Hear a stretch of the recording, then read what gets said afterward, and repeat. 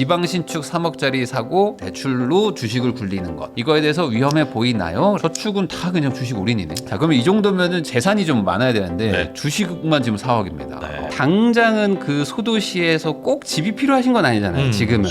왜냐면 지금 뭐 애가 있는 것도 아니고 애가 뭐 큰 것도 아닌데 뭐 좋은 집에서 살 필요가 뭐가 있어. 신축에서 왜 살아야 돼 우리 둘이서? 여자친구가 강아지가 있거든요. 월세나 전세 하시는 분들은 강아지를 안 받아준다고 하더라고요. 잘. 그럼 강아지 때문에 집을 사겠다. 야.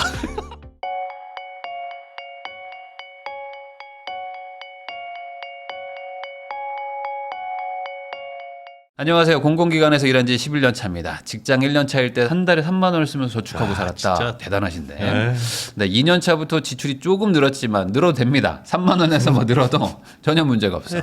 비상근무 당직하면서 저축 그대로 유지하면서 6년 동안 1억을 모았습니다. 하지만 20년 1월에 예금을 하러 지역 농협에 갔다가 금리 1.8%라는 얘기 듣고 너무 충격받았다. 이제 코로나가 슬슬 중국에서 막 넘어오고 그럴 그렇죠. 시점이죠. 2월에 터졌으니까 네. 요때가 어찌 보면은 그 투자 이제 최고의 그 전성기가 오기 직전.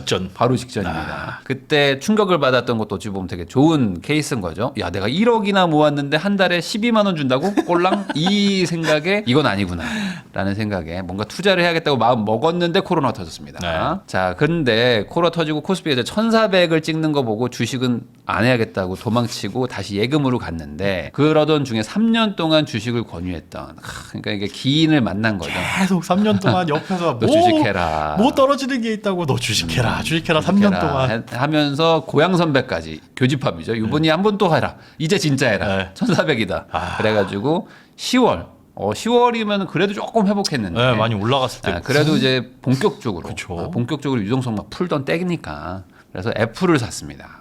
애플 사면 돈 많이 벌겠는데 그다음에 또 삼성전자도 사시고 지금까지 쭉 주식을 했습니다. 저 때가 10월, 9월 요때가 2,500선 정도 됐을 거예요, 코스피가. 네, 그러니까 아직 한참 넘었죠. 그래도 회복을 네. 한 건 1,400에서 2,500이니까 어느 정도 왔는데 3,300까지 갔으니까. 그렇죠. 투자한 지 5년이 지났고 폭락장 2번 맞고 지금까지 시장에서 살아남아서 투자하고 있습니다. 결국 이제 미장, 국장 또 이렇게 한 반반 정도 하신 것 같아요. 현재 2년 넘게 만난 여자친구가 있는데 내년에 결혼 약속하고 경제 상황 오픈했습니다. 여자친구가 일하는 곳에서 출퇴근하고 그쪽 지방에 3억 신축짜리 34평. 야, 요즘에 신축인데 34평의 지방에 3억이면요. 공사비도 안 나와요. 이제. 진짜. 공사비도 안 나옵니다. 저거 우리 그거 있잖아요. 그 네. 화재보험 같은 거 개인적으로 가입하시는 분들이 있어요. 그러면은 그게 이제 뭐 땅값은 없잖아요. 네, 사실 아파트가 그렇죠. 강남 아파트든 어디 네. 저 지방의 아파트든 그게 화재보험은 똑같습니다. 근데 그게 이제 3.3 제곱미터당 공사 단가 해가지고 이제 네. 하는 게 있거든요. 그렇게 나왔을 때 제가 최근에 봤던 게 얼마였대? 270만 원인가를 기준으로 해요. 근데 그게 공사비는 사실은 아니죠. 네. 근데 3억 정도면 요즘에 신축하려면 공사비 그래도 한 7, 네. 800은 아무리 못해도 네, 좀 싸게 해도 7, 800 잡아야 되는데 저게 34평만 있는 게 이제 지하 주차장에 뭐 이런 거 다 하잖아요. 그러니까 전체적으로 한 50평 잡거든요. 그럼 아무리 못해도 한 4억은 나와야 됩니다. 4억 공사비가. 그러니까 이거는 지금 땅값도 안 나온다. 자, 근데 저는 70% 주담대를 받아가지고 사고 싶다고 했고 나머지는 제가 모은 돈으로 주식을 굴리겠다. 그러니까 이제 풀 대출 받고 나머지는 주식 굴린다. 요거에 대해서 여자친구는 이해하고 결혼 전까지 모은 것은 어쨌든 뭐 네 돈이니까 터치는 안 할게. 그래 결혼 후에도 그렇게 하는 건 좀 그렇지 않을까라고 그래. 이제 걱정을 한다는 겁니다. 제가 모은 돈으로 투자하는 거는 뭐 그래도 가능하다고는 하지만 조금 걱정은 된다. 자, 지방 신축 3억짜리 사고 나머지로 이제 대출 받은 거니까 어찌 보면 대출로 주식을 굴리는 것. 이거에 대해서 위험해 보이나요? 라고 이제 얘기를 해주셨습니다. 그리고 매달 저축하는 것도 그대로 주식으로만 올인. 올인하고 주식 올인. 싶다. 근데 이게 그런 게 있어요. 뭐냐면은 저도 옛날에 그 부동산으로 이제 돈을 좀 벌어 보니까 모든 사고 방식이 돈을 구해서 부동산을 사야 돼. 네. 이거에 이제 막 다 꽂힙니다. 근데 이분도 이제 주식으로 돈을 그쵸. 벌었으니까 예금으로 크게 뒤이고 자, 그러면 나는 뭐 돈만 있으면 주식 넣으면 돈이 막 복사가 되는데 네. 난 그걸 경험했고 그쵸. 내가 그걸 또 할 수 있다고 생각하는데 안 할 이유가 없지 않냐라는 거죠.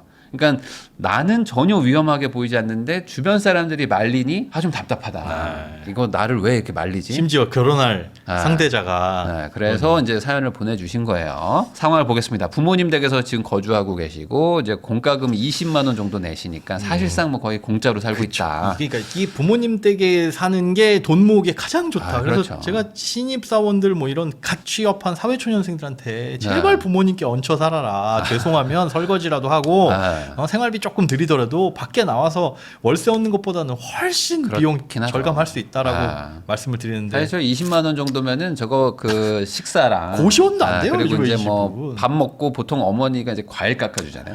과일 깎아주는 금액이랑 합치면 저 정도 나오거든요.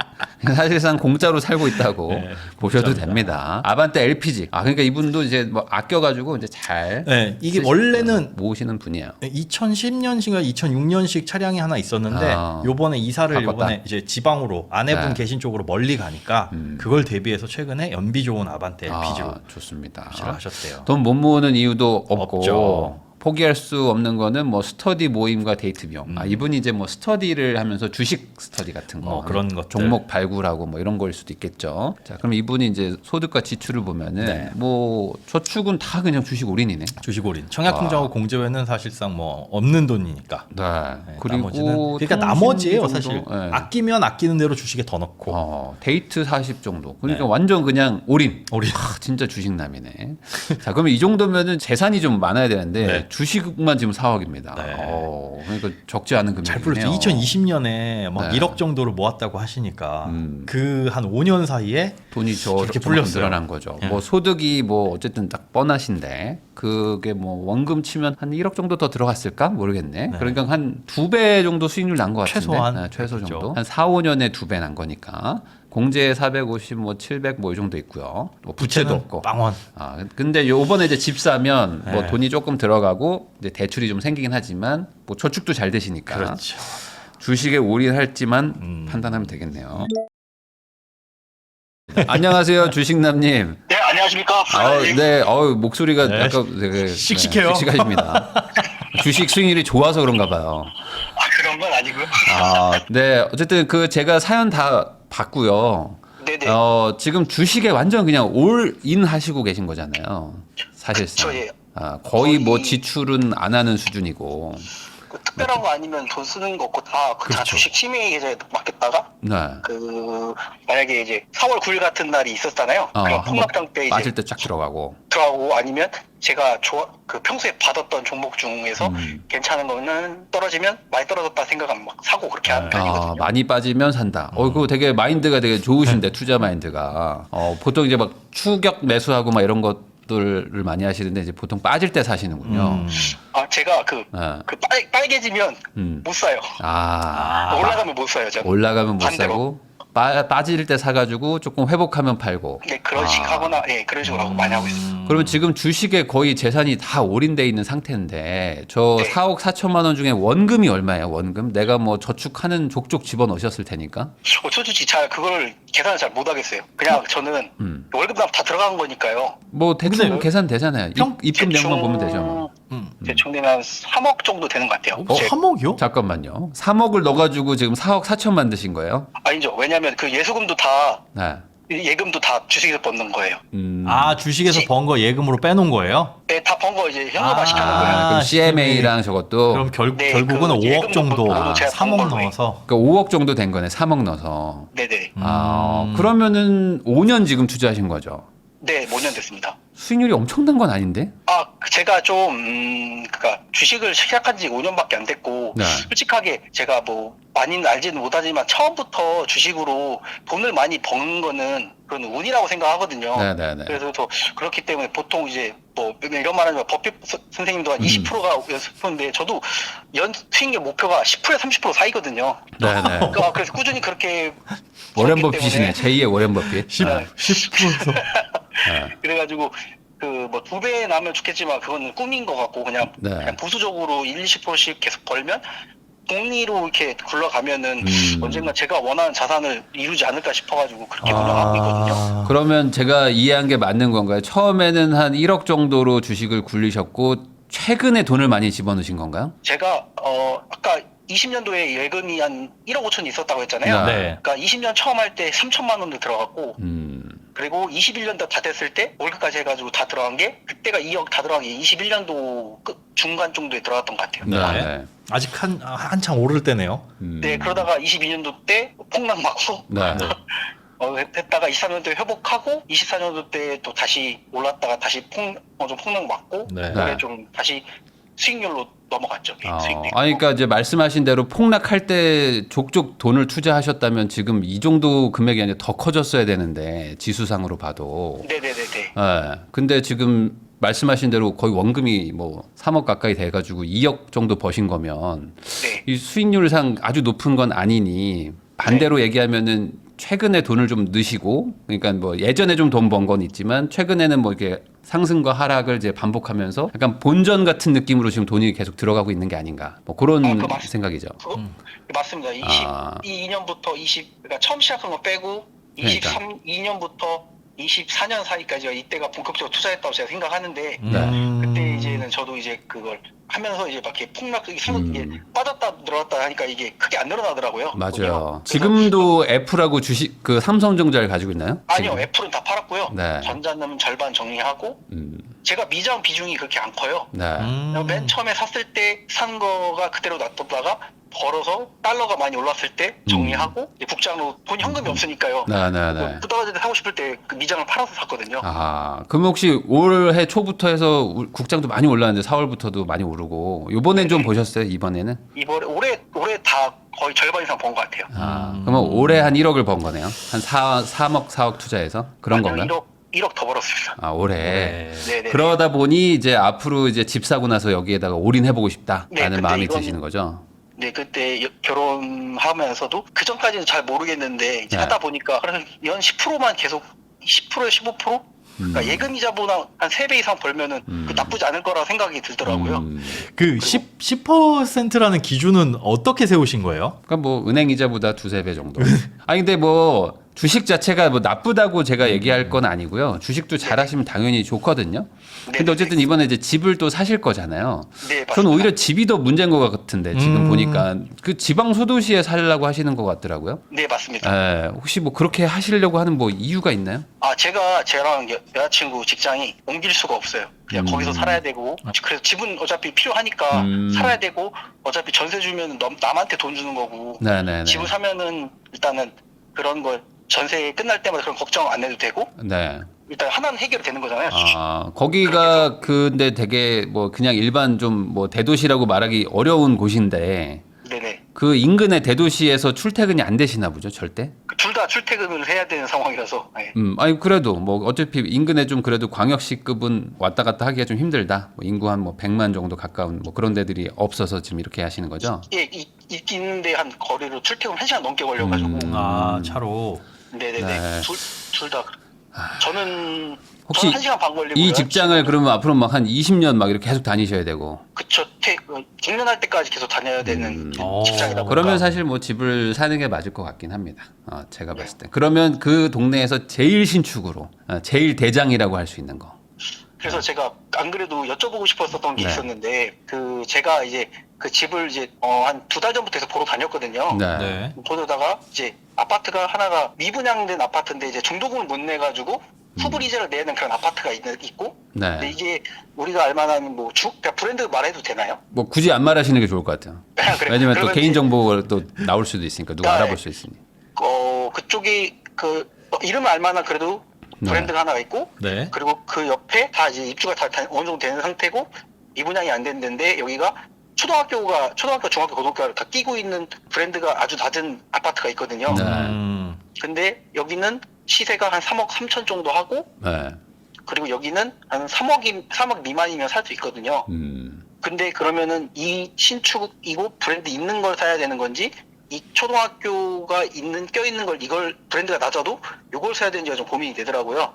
근데 그 가격은 제가 봤을 때 큰 상관은 없을 것 같고 그 동네에서 제일 대장으로 치는 아파트가 뭐예요? 둘 중에 하나가 둘 중에 하나가 대장인가요? 네, 거기가 초등학교 끼고 있는 게 대장으로 인식하고 있더라고요. 그것도 연식이 얼마 안 됐고요. 네, 그거는 둘이 한 1년밖에 차이 안 나는 거예요. 그러면 그거를 그거는 미분양 아니에요? 네, 그거는 이제 초등학교, 중학교, 고등학교 다 껴있으니까 네. 분양이 다 된 거예요. 그건 다 분양. 주변에도 좀 아파트 밀집돼 있고요. 네, 그러니까 둘이 옆에 붙어 있어요, 아파트가. 음. 그러니까 초등학교를 이 브랜드 있는 건 인지도가 확실히 높은 거는 그냥 그 횡단보도 건너서 그냥 바로 갈 수 있는 거고 네, 네, 얘는 네. 그냥 바로 그 안에 있는 거고요.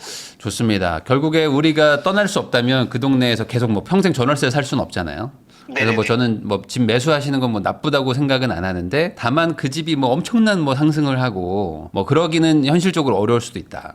그러니까 우리는 다행히 주식에 대해서 또 이렇게 열심히 하셨으니까 집은 사고 그리고 남들은 부동산으로 뭔가 돈을 벌 수도 있잖아요. 뭐 서울이든 뭐 이런 데 수도권 사는 사람들은 돈을 벌잖아요. 또 그런 게 있잖아요. 그 격차를 내가 주식으로 따라잡을 수 있다면 그럴 수 있다면은 뭐 저는 뭐 차라리 실거주 하시면서 대출 받아서 주식으로 굴리는 것도 뭐 나쁘진 않을 것 같아요. 이거에 대해서 근데 자신이 있으시면 근데 그런 생각도 했어요. 이제 금액이 제가 생각하는 금액이 자산이 있는데 네. 하다 보면은 이제 주식 금액이 크다 보면 이게 그 변동성이 크긴 하잖아요. 맞아요.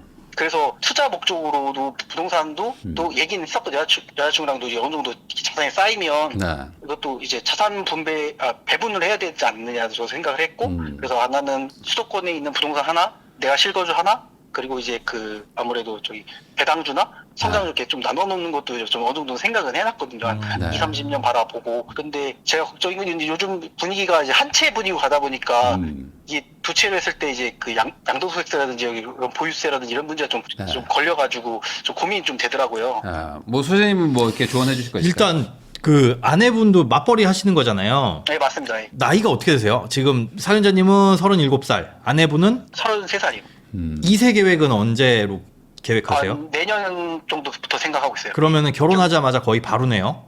근데 저는 내년인데 네, 시간을 두자. 좀더 시간을 갖자고 하더라고요. 네. 그러면 여자친구분, 이제 아내 되실 분은 자산을 좀 모아 놓으셨어요? 네, 그래도 좀 있더라고요. 제가 생각한 것보다는 꽤 있더라고요. 꽤 있어요. 네. 그러니까 제가 걱정되는 건 주식에 몰빵했을 때 여지껏 마이너스가 나도 폭락장에 와도 버틸 수 있었던 건 딱히 그 돈이 필요 없었기 때문이잖아요. 네, 맞습니다. 네. 근데 이제 결혼을 하고 나서는 갖은 변수가 다 생길 겁니다. 네. 네네. 아이를 내년에 갖고 싶지만 내후년에 생길 수도 있는 거고 덜컥 내년에 생길 수도 있고 쌍둥이가 생길 수도 있는 것이고 그렇게 됐을 때 이제 걱정하셔야 될 건 지금까지는 내가 지출이고 저축이고 다 통제할 수 있었거든요. 네네. 근데 결혼을 하시게 되면 아이가 생겼다? 아마 이제 맞벌이에서 외벌이로 당분간은 전환이 될 거고 지출은 늘어날 거고 그러면 네. 이 돈이 어디선가 필요한 상황이 왔을 때 지금 뭐 CMA에 어느 정도 돈이 있긴 하지만 주식에다 몰빵해놨을 때 재수없게도 그게 마이너스가 나고 있으면은 애매한 상황이 발생을 할 수 있거든요. 그런 리스크는 조금 생각을 해보시는 게 좋지 않을까.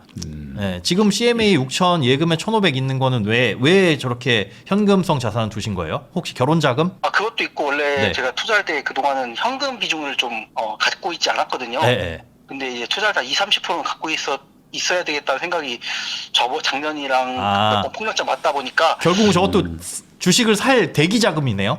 대기자금이자 뭐 이제 급하게 쓸 돈도 이제 어느 정도 빼놔야 될 것 같더라고요. 그러니까요. 왜냐면 결혼했으니까 이제 저 혼자가 아니니까요. 그렇죠. 그러니까 네. 이제 그런 것 차원에서 비상금을 쓸 수 있게 어느 정도 빼놔야 된다고 생각은 들더라고요. 네네. 그런 차원에서 지금과는 많이 달라질 거예요. 그래서 이제 아내분도 아마 걱정을 하시는 게 집 사고 대출 풀로 받는 건 뭐 70%고 가격이 그렇게 주택이 비싼 건 아니니까 조금 네네. 소득에서 크게 뭐 위험할 건 없는데 나머지 돈을 전부 다 몰빵해서 주식에다가 다 집어넣는다라고 하면 그만큼 유동성이 잠겨버릴 수 있으니까 장이 안 좋을 때는 그 네네네. 부분은 좀 감안을 하셔가지고 아내 되실 분 걱정 없게끔 우리 애 낳아도 되냐 이러다가 이런 일이 발생하지 않게끔만 잘 조정을 하시면은 네. 좋을 것 같아요. 네, 저도 하나 좀 뭐 조언을 드리자면은 뭐 방금 제가 말한 대로 꼭 여기 뭐 20년, 30년 살아야 되시면 실거주 하셔도 뭐 저는 괜찮다고 봐요. 그리고 이제 네네. 그걸 이제 어쨌든 상세를 해야 되잖아요. 다른 사람들은 뭐 수도권에 직장이 있고 뭐 서울에 직장이 있어서 서울에 집 샀더니 뭐 막 올라가잖아요. 네. 우리도 그걸 따라가야 되잖아요.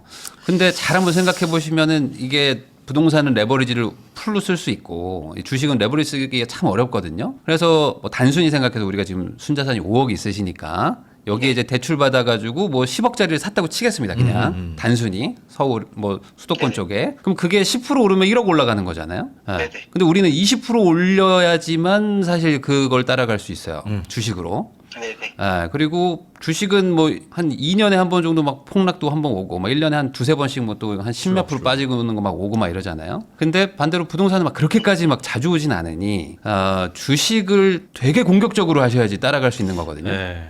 요 차이를 어떤 그 부동산 자산은 풀 레버리지 써서 10억짜리가 움직이는 거고 나는 이제 4억짜리가 왔다 갔다 움직이는 거잖아요. 그리고 거기다가 우리 뭐 집이 뭐 하나 있긴 하지만 이 집도 뭐 제가 봤을 때는 아주 신축을 사놓으면 조금 상승은 있을 수 있습니다. 시기에 따라서. 그렇지만 주식을 훨씬 더 공격적으로 하셔야지 그걸 좀 따라갈 수는 있을 것 같긴 해요. 그래서 스터디도 하고 있고 제가 여자친구 안 만나면 그냥 집에서나 아니면 도서관 가서 그냥 공부를 하거든요. 해야 돼. 네.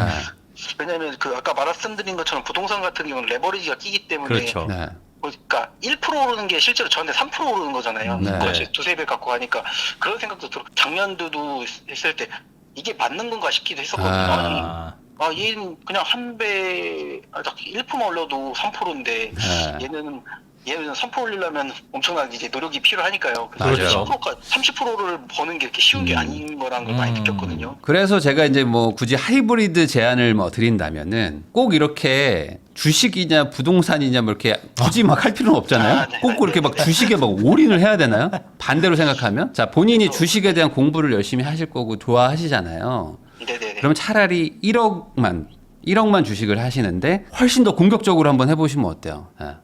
훨씬 더 공격적으로 지금처럼 막 뭐 애플 뭐 삼성전자 막 이런 걸로 막 하지 마시고 네네네. 훨씬 공격적으로 1년에 막 한 20-30% 이상을 벌겠다라는 네. 마음으로 한번 제대로 한번 해보시고 나머지 한 4억 정도 뚝 떼가지고 당장은 그 소도시에서 꼭 집이 필요하신 건 아니잖아요. 지금은. 왜냐면 지금 뭐 애가 있는 것도 아니고 애가 뭐 큰 것도 아닌데 뭐 좋은 집에서 살 필요가 뭐가 있어. 신축에서 왜 살아야 돼 우리 둘이서? 그걸 굳이. 저도 이렇게 그 얘기를 했거든요. 저도 아. 이제 했는데 저희가 아니, 또 그럼 월세 살면 되죠. 거기서 뭐 월세나 뭐 이런 거 살면 되죠. 뭐 비싸지도 않을 텐데 3억이 신축이면 월세는 뭐 50만 원, 60만 원일 거 아니에요. 맞습니다. 그 정도 하는데 이제 저도 그 얘기를 했었는데 이제 여자친구도 이제 집은 사고 싶다. 구축을 보다가 저는 뭐 상관은 없거든요. 저는 구축을 그런 거에 보고 별로 신축을 보면. 신경 안 쓰는데 여자친구나 이제 그거 보더니 좀 이게 구축이다 보니까 네. 대부분 신축을 보고 구축을 보니까 아니, 좀 당연히. 그런 것도 있고. 아니, 그러니까 신축 월세. 신축 네. 월세 살면 안 되냐 네. 이거죠. 근데 그 저희가 거기 써 있는지 모르겠는데 그 네. 제가 지출 비중에 저희가 여자친구가 강아지가 있거든요. 네. 강아지 안 써 있었어요. 예, 강아지가 제가 정리한 거에 따로 있는데 강아지가 있어서 이 월세나 전세 하시는 분들은 강아지를 안 받아준다고 하더라고요, 잘. 아, 그럴 수 그래서- 있죠. 네, 그래가지고 아, 그럼 강아지 때문에 집을 사겠다. 야. 그렇게 저도 되네. 그래서 저도 그렇게 그냥 미안 삼아서 이제 살려고 하는 합리화시키는 강아지 거죠. 때문에. 아. 그 이유를 갖다 맞추는 거지. 그 반려견 안 강아지 받아주는 때문에. 전부 다 안 받아주지는 않을 강아지 겁니다. 때문에 지방 소도시에 신축을 사겠다. 굳이. 일단 한 채는 해결하고 아니 그렇게 하셔도 돼요. 하도 되는데 그러면 주식을 훨씬 더 공격적으로 해가지고 버셔야 될 것 같은데. 제가 종목을 이렇게 삼성전 애플이라고 했는데 그거는 처음 시작이 그랬고 네. 지금은 많이 대형주- 바뀌었고. 네. 그런 거보다는 뭐 이제 개별단에 있는 그 중소형주도 비중이 좀 많이 큰 편이라서요. 네. 그러면은 결국에 원하시는 대로 하실 것 같네요. 뭐 지금 얘기 들어보니까 그러니까 결국에 지방에 신축 아파트 살 사서 건데. 대출 받아서 네. 주식에 올인. 초품화를 살 거냐, 브랜드 아파트를 살 거냐, 그 둘 중에서 둘 중에라면 저는 뭐 연식 차이가 크지 않으면 당연히 사람들이 지금 대장 아파트라고 말하고 있는 네. 그거를 차라리 사시는 걸 좀 추천드리고 그 뭐 미분양도 물론 뭐 잘 기회를 보면 뭐 좋을 수도 있겠지만 네. 미분양인 이유도 있을 거 아닙니까? 제가 이제 광역시면 뭐 미분양도 전략적으로 한번 해보라고 할 텐데 지금 뭐 그런 게 아니니까 아주 소도시니까요. 그러니까요. 예, 이 동네에서 그냥 사람들이 제일 대장으로 치는 거 사시고 대출을 받아가지고 이제 대출은 있는 상태에서 주식을 하게 되면 아마 지금과는 좀 다른 압박감이 올 겁니다. 여기서 이자는 계속 나가는데 원금이 깨지면 옛날처럼 쉽게 버티지 못할 수도 있거든요. 근데 공격적으로 가지 않으면 또 이제 자산 격차가 벌어질 수밖에 없는 우리가 지방 소도시 근무자예요. 그러니까 아마 난이도가 좀 높아질 것이다. 저라면 저는 주식에 뭐 한 1억에서 뭐 그 정도만 뚝 떼고 우선은 지금 뭐 수도권 쪽이나 이런 데 지금 어쨌든 분위기가 지금 공급 부족인 동네가 네. 워낙 많으니 네. 그런데 뭐 소위 말하는 갭 투자 좀 하시고 우리가 집이 필요한 거는 뭐 애 낳고 애가 뭐 초등학교 갈 때쯤 아니겠어요? 어차피 네, 맞습니다. 네. 그때 다른 걸로 돈 벌고 그 지방 소도시의 대장 아파트 그때 가서 대장 아파트 사셔도 저는 뭐 저도. 크게 나쁘진 않을 것 같아요. 저도. 올라봐야 뭐 우리가 막 부담스럽게 오를 정도까지는 아닐 거거든요. 네네. 예, 근데 지금 지방 아파트를 먼저 사놓고 거기서 신축 거주하시면서 대출 받은 다음에 그걸로 이제 주식에 투자하시면 주식을 훨씬 공격적으로 하셔야지 제가 말한 것보다 더 나아질 거예요. 그러니까 그러면 리스크가 이제 점점 커지는 거죠. 대출은 여기 한 3억, 2억 정도 있고 예, 예. 주식은 또 막 더 공격적으로 해야지만 뭐 수도권 투자자들보다 더 나을 수도 있으니. 예. 똑같은 돈을 가지고 투자를 한다면 조금 더 효율적이고 그다음에 리스크가 덜한 쪽으로 가야 되는데 굳이 그럴 필요가 있나? 왜 그러냐면 굳이- 지금 뭐 비싼 거 사셔봐야 6억 대출 받아도 10억 사실 건데 10억이 12억 돼도 주택은 비과세거든요. 세금이 없어요. 양도세도 네네. 없고. 1주택이니까. 그러니까 주식이랑 다를 게 없어요 지금. 이게 뭐 집이 비싸지면 뭐 양도세도 나오고 뭐 하지만, 그러면 어차피 부동산 하나 살 건데 당장 우리는 신축에 살아야 될 이유도 있지. 강아지 때문에.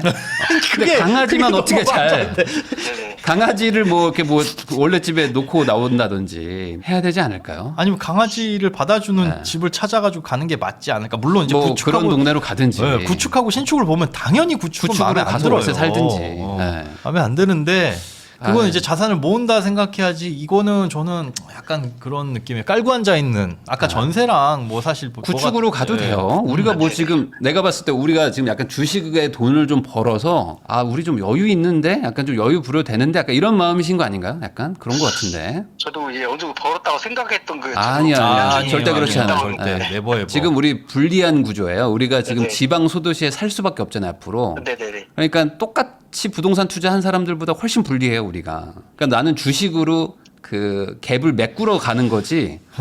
우리가 지금 부자로 가는 길이라고 말하기가 애매해요. 네. 지금 애매하거든요. 상당히 운도 좋고 해가지고 잘 모았어요. 그러면 이걸 잘 활용해야 되는데 그렇게 약간 앞서 나간 무언가를 다시 이제 백해가지고 돌아오는 느낌이랄까? 잘 그래서 벌어놓으신 저는 걸. 개인적으로는 주식은 변동성이 큰 게 장점일 수도 있고 단점일 수도 있는데 저는 장점도 분명 있다고 보거든요.